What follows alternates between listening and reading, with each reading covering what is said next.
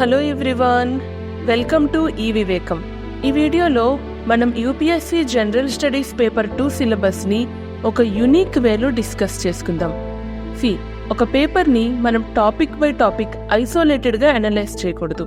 ఇందులో ఉన్న టాపిక్స్ అన్నీ ఒకదానికొకటి ఎలా కనెక్ట్ అయి ఉన్నాయి, ఇంటర్లింక్ అయి ఉన్నాయి అనేది అర్థం చేసుకొని ఒక బిగ్ పిక్చర్ క్రియేట్ చేసుకోవాలి. అప్పుడు ప్రిపరేషన్ కూడా చాలా ఈజీ అవుతుంది. Okay, coming to our discussion, GS paper 2 governance, constitution, social justice అంటే సామాజిక న్యాయం అండ్ ఇంటర్నేషనల్ రిలేషన్స్ మీద ఫోకస్ చేస్తుంది. అసలు మన రాజకీయ వ్యవస్థ ఎలా పనిచేస్తుంది, చట్టాలు, విధానాలు సామాన్య ప్రజల జీవితాలను ఎలా ఎఫెక్ట్ చేస్తున్నాయి అనే దాని మీద మనకి అవగాహన ఉందా లేదా అనేది ఈ పేపర్ ద్వారా చెక్ చేస్తున్నారు. మన ఇండియన్ గవర్నెన్స్ ని గ్లోబల్ గవర్నెన్స్ తో కనెక్ట్ చేస్తూ సివిల్ సర్వీసెస్ నుంచి ఇంటర్నేషనల్ డిప్లొమసీ వరకు అన్నీ కలిసి ప్రస్తుతం మన దేశాన్ని ఎలా ఇంపాక్ట్ చేస్తున్నాయి అనే క్లారిటీ ప్రతి ఒక్క ఆస్పిరెంట్ కు ఉండాలి. ఈ టాపిక్స్ అన్నీ ఎక్స్ప్లోర్ చేయడం వల్ల అసలు మన ఇండియాలో గవర్నెన్స్ అంటే పాలన ఎలా జరుగుతుంది, ఛాలెంజెస్ ఏంటి, ప్రపంచ దేశాలతో మనం ఎలా ఇంటరాక్ట్ అవుతున్నాం అనే వాటి మీద ఒక ఐడియా వస్తుంది. ఈ ఇంటర్లింకేజెస్ అన్ని కరెక్ట్ గా అర్థం చేసుకుంటే మనం క్వశ్చన్స్ ని కూడా ఎఫెక్టివ్ గా అర్థం చేసుకొని ప్రాపర్ గా ఆన్సర్ చేయగలం.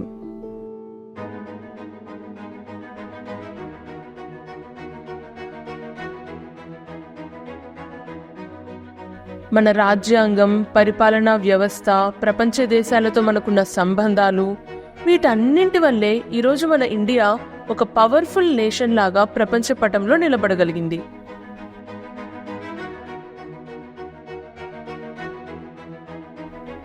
మన కాన్స్టిట్యూషన్ ని బేస్ చేసుకునే ఇండియాలో గవర్నెన్స్ పాలసీస్ ని ఫ్రేమ్ చేశారు.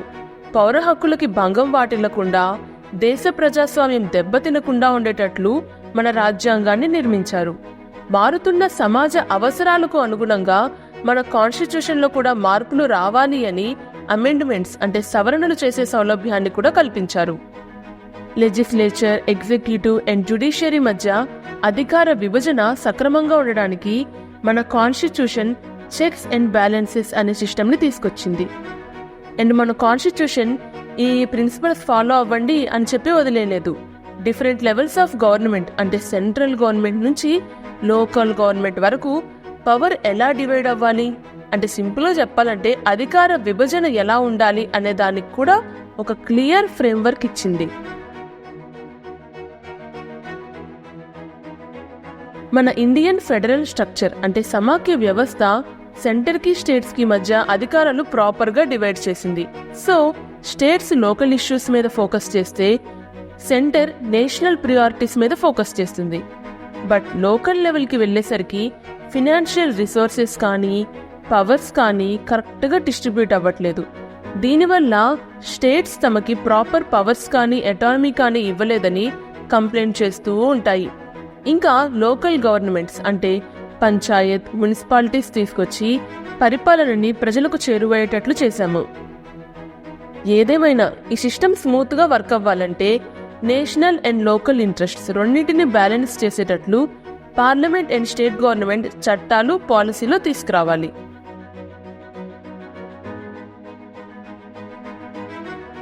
మన దేశ భవిష్యత్తుకి సంబంధించిన కీ డెసిషన్స్ అన్ని పార్లమెంట్, స్టేట్ లెజిస్లేచర్స్ లోనే తీసుకోబడతాయి. అక్కడున్న ప్రజాప్రతినిధులే ఎకానమీ నుంచి సోషల్ జస్టిస్ వరకు అన్ని చట్టాలని తయారు చేస్తారు. గవర్నమెంట్ ప్రాపర్ గా వర్క్ చేస్తుందా లేదా, పాలసీస్ అన్ని కరెక్ట్ గా ఇంప్లిమెంట్ అవుతున్నాయా లేదా, ఇచ్చిన ప్రామిస్ ను నిలబెట్టుకున్నారా లేదా అనేది స్క్రూటినైజ్ చేయడానికి చట్టసభలకి కొన్ని పవర్స్ అండ్ ప్రివిలేజెస్ ఇచ్చారు. బట్ చట్టాలు పాస్ చేయడం అనేది జస్ట్ బిగినింగ్ మాత్రమే. ఆ పాలసీస్ అన్ని రియాలిటీలోకి రావాలంటే ఎగ్జిక్యూటివ్ బ్రాంచ్ దిగాల్సిందే.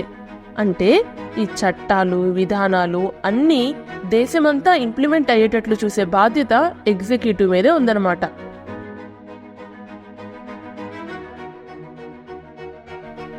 నేషనల్ లెవెల్లో ప్రెసిడెంట్ అండ్ స్టేట్ లెవెల్లో గవర్నర్ కాన్స్టిట్యూషన్, చట్టాలని అప్హెల్డ్ చేస్తూ ఎగ్జిక్యూటివ్ని లీడ్ చేస్తారు. మన prime minister and different ministries ని లీడ్ చేసే మినిస్టర్స్ అందరూ పార్లమెంట్ రూపొందించిన పాలసీస్ ని దేశవ్యాప్తంగా అమలయ్యేటట్లు చూస్తారు. అదేవిధంగా స్టేట్ లెవెల్లో చీఫ్ మినిస్టర్ అండ్ అతని కౌన్సిల్ ఆఫ్ మినిస్టర్స్ లోకల్ నీడ్స్కి తగ్గట్లు పాలసీస్ తీసుకొస్తుంటారు. ఈ చట్టాలు, పాలసీలు ఎకనామిక్ గ్రోత్ నుంచి మౌలిక సదుపాయాల వరకు అన్నింటినీ కవర్ చేస్తాయి. లోక్సభ పాస్ చేసిన బిల్స్ని రివ్యూ చేయడంలో, డిబేట్స్ జరపడంలో రాజ్యసభ తరపున vice president important role play చేస్తారు. అండ్ లోయర్ హౌస్లో లోక్సభ స్పీకర్ ఈ లా మేకింగ్ వర్క్ అంతా స్మూత్గా జరిగేటట్లు చూసుకుంటారు. సిమిలర్గా స్టేట్ లెవెల్లో లెజిస్లేటివ్ అసెంబ్లీ స్పీకర్ అక్కడి లా మేకింగ్ సూపర్వైజ్ చేయడం, డిబేట్స్ అండ్ డిస్కషన్స్ అప్పుడు హౌస్లో డీకోరం, ఆర్డర్ మెయింటైన్ చేయడం లాంటివి చేస్తుంటారు. అండ్ సుప్రీంకోర్టు నేతృత్వంలో ఉన్న మన జ్యుడిషియరీ రాజ్యాంగానికి ఒక గార్డియన్ లాగా పనిచేస్తుంది. డిఫరెంట్ మెకానిజమ్స్, జడ్జిమెంట్స్ ద్వారా దేశ ప్రజలకి న్యాయం అందించడంలో, పౌర హక్కుల్ని కాపాడడంలో జ్యుడిషియరీ కీలక పాత్ర పోషిస్తుంది. సోషల్ ఇష్యూస్ మీద ఇచ్చిన ల్యాండ్ మార్క్ జడ్జిమెంట్స్ నుంచి ఎప్పుడూ ఉండే లీగల్ డిస్ప్యూట్స్ వరకు ప్రతి దానిలో మన జ్యుడిషియరీ రాజ్యాంగ విలువల్ని కాపాడుతూనే వస్తుంది. కానీ ఈ చట్టాలు, విధానాలు నిజంగా ప్రజల దాకా వెళ్లాలన్నా, వాళ్ళు బెనిఫిట్ అవ్వాలన్నా సివిల్ సర్వీసెస్ చాలా ఇంపార్టెంట్. అసలు చెప్పాలంటే సివిల్ సర్వీసెస్ గవర్నెన్స్కి ఒక బ్యాక్ బోన్ లాగా. గవర్నమెంట్ తయారు చేసే పాలసీలు రియాలిటీలోకి తీసుకురావడంలో సివిల్ సర్వీసెస్ చాలా ముఖ్య పాత్ర పోషిస్తుంది. ఒక క్రైసిస్ని మేనేజ్ చేయడమైనా, సంక్షేమ పథకాలను అమలు చేయడమైనా, లా అండ్ ఆర్డర్ కరెక్ట్గా ఉండాలన్నా, సింపుల్గా చెప్పాలంటే కంట్రీ స్మూత్గా రన్ అవ్వాలంటే అందులో సివిల్ సర్వెంట్స్ పాత్ర ఎంతో ఉంటుంది. పాలసీస్ యొక్క బెనిఫిట్స్ ఎవరికి అందాలో వాళ్లకు అందేటట్లు చూడడం, పరిపాలనలో అకౌంటబిలిటీ అంటే జవాబుదారీతనం అండ్ ట్రాన్స్పరెన్సీ ఉండేటట్లు చూసే బాధ్యత కూడా వీళ్ళదే. అన్నిటికన్నా ముఖ్యంగా దేశంలో ఉన్న వల్నరబుల్ పీపుల్ని అప్లిఫ్ట్ చేయడానికి ఎన్నో వెల్ఫేర్ స్కీమ్స్ని ఇంప్లిమెంట్ చేస్తుంటారు.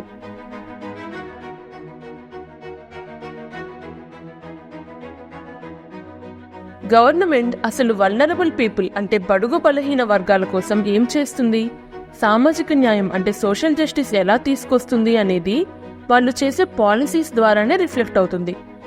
ప్రతి పిల్లవాడికి ఎడ్యుకేషన్ ఇచ్చే దగ్గర నుంచి ప్రతి వ్యక్తికి హెల్త్ కేర్ సర్వీసెస్ అందించే వరకు ఇలా డిఫరెంట్ స్కీమ్స్ తీసుకొచ్చి ప్రజల క్వాలిటీ ఆఫ్ లైఫ్ని ఇంప్రూవ్ చేసే ప్రయత్నం గవర్నమెంట్ చేస్తూ ఉంటుంది. బట్ ఈ బెనిఫిట్స్ దేశ నలుమూలల్లో ఉండే ప్రతి ఒక్క పౌరుడికి అందించలేకపోతున్నాం. గవర్నమెంట్ ఎప్పటి నుంచో ఫేస్ చేస్తున్న అతి పెద్ద ఛాలెంజ్ ఇదే. కానీ ఈ డిజిటల్ యుగంలో ఈ గవర్నెన్స్ ద్వారా టెక్నాలజీ హెల్ప్ తీసుకొని ఈ స్కీమ్స్, సర్వీసెస్ డైరెక్ట్గా ప్రతి ఒక్కరికి అందేటట్లు చేయగలుగుతున్నాం. ప్రెజెంట్ ఉన్న టెక్నాలజీ వల్ల ప్రజలు గవర్నమెంట్తో ఇంటరాక్ట్ అయ్యే విధానమే మారిపోయింది. డాక్యుమెంట్స్ అప్లై చేసే దగ్గర నుంచి స్కీమ్ స్టేటస్ ఎంతవరకు వచ్చింది అని చెక్ చేసుకునే వరకు ఇలా టెక్నాలజీ వల్ల పరిపాలన ప్రజలకు చేరువవుతూనే ఉంది. ట్రాన్స్పరెన్సీ పెరిగింది, బ్యూరోక్రటిక్ డిలేస్ తగ్గాయి. ఈ గవర్నెన్స్ ద్వారా ప్రజలు గవర్నమెంట్ సర్వీసెస్ని తొందరగా యాక్సెస్ చేసుకోగలుగుతున్నారు. బట్ ఇప్పటికీ రూరల్ ఏరియాస్లో ఇంటర్నెట్ కనెక్టివిటీ ప్రాపర్గా లేకపోవడం వల్ల డిజిటల్ యాక్సెస్ అనేది వాళ్ళకి కష్టంగానే ఉంది. టెక్నాలజీ ఎంత అడ్వాన్స్ అయినా ఇన్ఈక్వాలిటీస్ని తగ్గించాలంటే ఎడ్యుకేషన్, హెల్త్ ఇలా కొన్ని బేసిక్ సెక్టార్స్ మీద ఇంకా ఫోకస్ చేయాలి.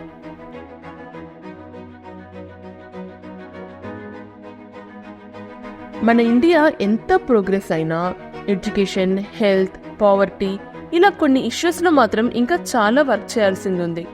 స్కిల్ డెవలప్మెంట్ ప్రోగ్రామ్స్ అందించడం, క్వాలిటీ ఎడ్యుకేషన్ ఇవ్వడం ద్వారా హ్యూమన్ రిసోర్సెస్ అంటే మానవ వనరుల్ని ఇంప్రూవ్ చేయడానికి గవర్నమెంట్ పెడుతున్న ఎఫర్ట్స్ మన ఇండియా లాంగ్ టర్మ్ గ్రోత్కి చాలా ఇంపార్టెంట్గా వర్క్ చేస్తాయి. అలాగే పావర్టీ, హంగర్ అంటే పేదరికాన్ని, ఆకలిని తగ్గించడానికి తీసుకొస్తున్న ప్రోగ్రామ్స్ సమాజంలో బాగా వెనకపడిపోయిన వర్గాలకి ఎంతో బెనిఫిట్ అవుతున్నాయి.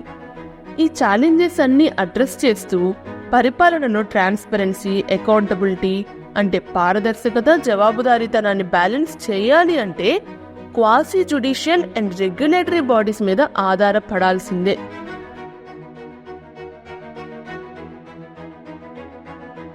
మన ఇండియాలో డెమోక్రసీ స్మూత్గా రన్ అవ్వాలంటే స్టాట్యూటరీ అంటే చట్టబద్ధమైన సంస్థలు, regulatory bodies, quasi judicial bodies చాలా హెల్ప్ చేస్తాయి. Election commission, SEBI, human rights commission వంటి సంస్థలు ఎలక్షన్స్ నుంచి ఫినాన్షియల్ మార్కెట్స్ వరకు ప్రతి దాన్ని పర్యవేక్షిస్తూ పరిపాలన ట్రాన్స్పరెంట్ గా, ఫెయిర్ గా ఉండేటట్లు చూస్తాయి.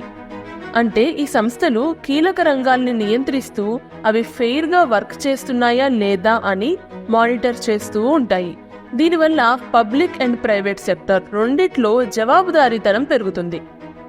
సో వీటన్నింటి ద్వారా కంట్రీలో ఇంటర్నల్ గవర్నెన్స్ అంటే అంతర్గత పాలన ఒక దారిలోకి వస్తుంది.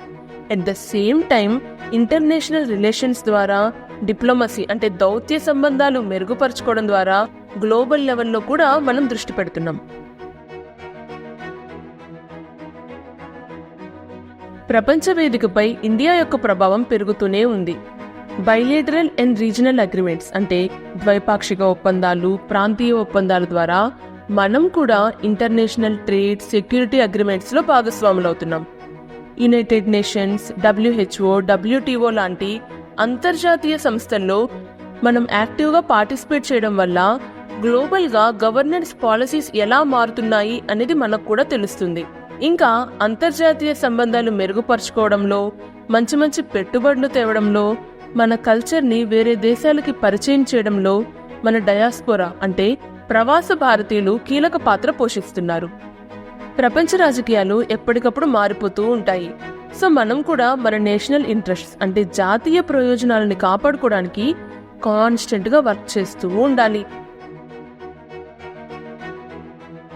డెవలపింగ్ అండ్ డెవలప్డ్ కంట్రీస్ యొక్క పాలసీస్ అండ్ పాలిటిక్స్ రెండు ఇండియాపై చాలా ఎఫెక్ట్ చూపిస్తాయి. ఇంటర్నేషనల్ ట్రేడ్ అగ్రిమెంట్స్ అంటే అంతర్జాతీయ వాణిజ్య ఒప్పందాలైనా, క్లైమేట్ చేంజ్ ని ఎదుర్కోవడానికి ప్రపంచ దేశాలు పెట్టే ఎఫర్ట్స్ అయినా, ఇలా గ్లోబల్ లెవెల్లో వచ్చే ప్రతి చేంజ్ ని అబ్జర్వ్ చేస్తూ మన నేషనల్ ఇంట్రెస్ట్స్ బ్యాలెన్స్ అయ్యేటట్లు చూసుకోవాలి.